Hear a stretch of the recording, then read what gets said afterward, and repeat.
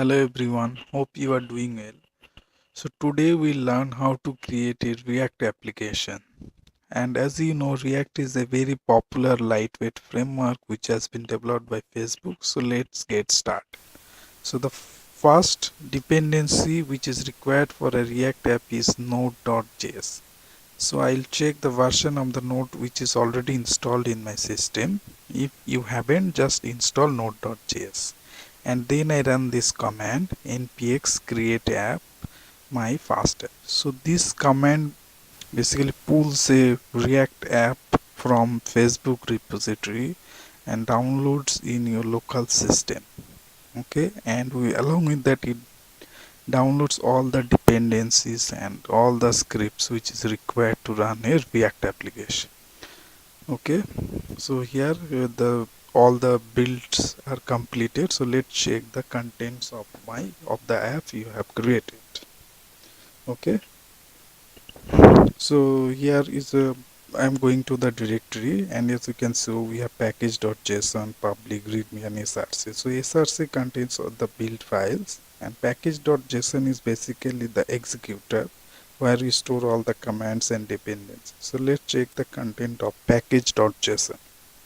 So here you can need the name of the app, then the dependencies and the scripts, which is very important. So scripts are nothing but which helps you to start the application. Here you can write any of your script. Okay, so now I'll run this application with npm run or npm start. So npm start basically calls that start part of the package.json. So once you click it, your application gets deployed at localhost 3000.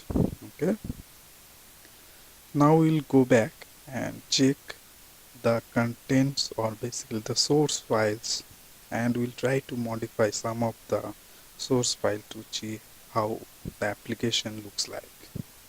Okay, so the first thing where the application gets started is index.js. So let's check the content of index.js. Okay, so it will be under src folder.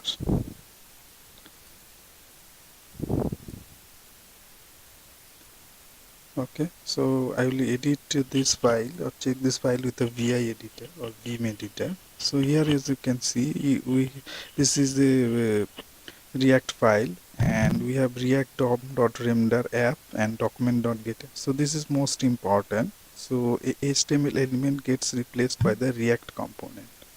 Okay, so this you should follow, and this is most important. So next we'll check the app.js, which gets inserted into the HTML element.